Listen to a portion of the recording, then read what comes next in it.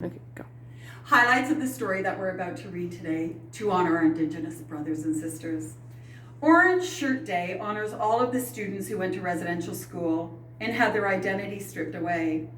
Phyllis Webstad had her new bright orange shirt taken away the moment she arrived at residential school. And orange shirts have become a symbol for September 30th. This fits in beautifully with the beginning of When We Were Alone. The story begins with Nocum and Nosisum talking about how Nocum loves to wear lots of bright colors and grow lots of brightly colored flowers and plants. It is like she dresses in rainbows. We find out Nocum likes to surround herself with color because of what happened to her at residential school. At residential schools, they wanted us to look like everybody else. And so the story goes, with the granddaughter asking questions that her grandmother answers, all the while gently informing the reader about residential schools. This is balanced by what Nocum did then and now to try and be happy.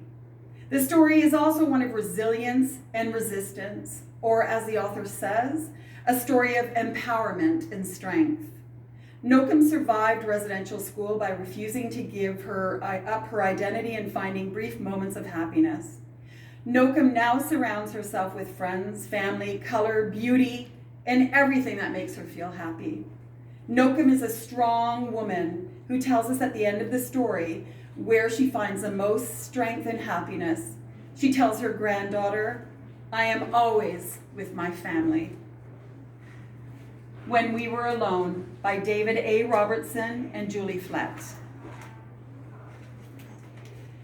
Today I helped my Kokum in her flower garden. She always wears beautifully colored clothes. It's like she dresses in rainbows. When she bent down to prune some of the flowers, I couldn't even see her because she blended in with them. She was like a chameleon. "Nocum, why do you wear so many colors?" I asked. Nocum said, "Well, Nosisum,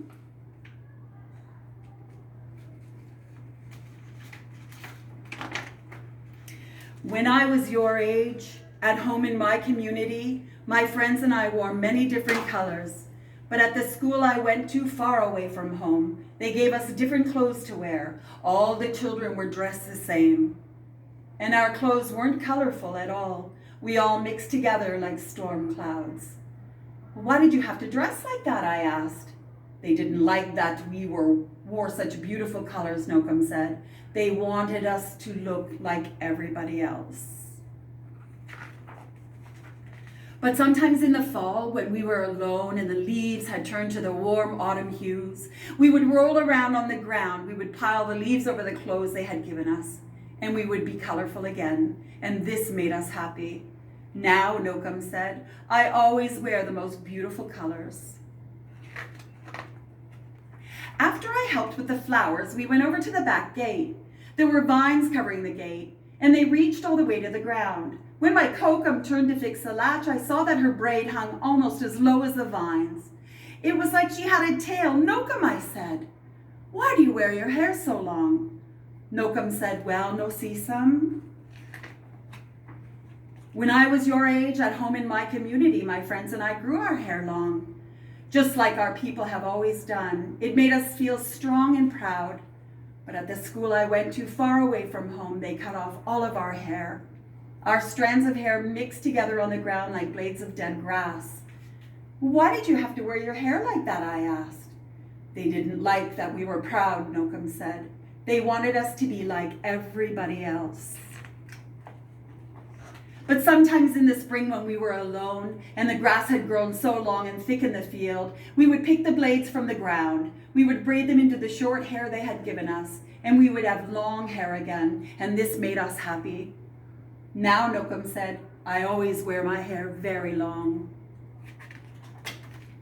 After my Kokum had fixed the latch, I followed her to the birdhouse. There was a bird flying through the air like a jingle dress dancer. She fed the bird and whispered, "Here, little bird, eat, so you will get big and strong." And her words sounded just like a poem. "Nocum, why do you speak in Cree?" I asked. Nocum said, "Well, Nosisum,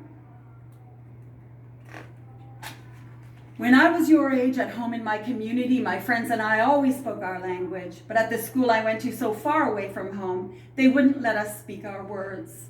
All the children used their strange words, and we didn't understand them at all. Our voices blended together like a flock of crows. Why did you have to talk in their language, I asked. Well, they didn't like that we spoke our language, Nocum said. They wanted us to talk like everybody else.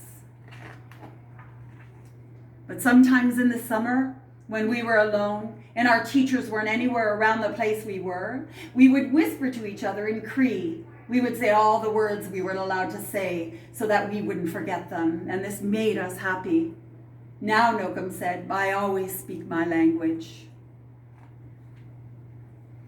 After our gardening work was done, I sat with my kokum in the backyard. Her brother came over and sat with us. He comes over all the time. We drank tea and we ate bannock. The tea was hot and sweet and the bannock was moist and warm and melted in my mouth. My kokum and my uncle talked and laughed like children. Nocum, why do you and Nokomis always spend time together? I asked. Nocum said, well, no see some. When we were your age at home in our community, being with family was everything to us. We played with each other, we did chores together and shared everything. But at the school I went to, far away from home, they wouldn't let us be together. My brother and I were separated like day and night. Why were you and Nokomis separated? I asked. They didn't like when we were with family, Nocum said, because when we were together, we thought too much of home. But sometimes in the winter when we were alone and we were sure that nobody could see us, we would find each other. We would take off our mitts and in the crisp, cold air, we would hold hands so we could be with each other. And this made us happy. Now, Nocum said as she reached over and held my uncle's hand in mine, I am always with my family. Today is a day we honor and remember our Indigenous brothers and sisters. Thank you.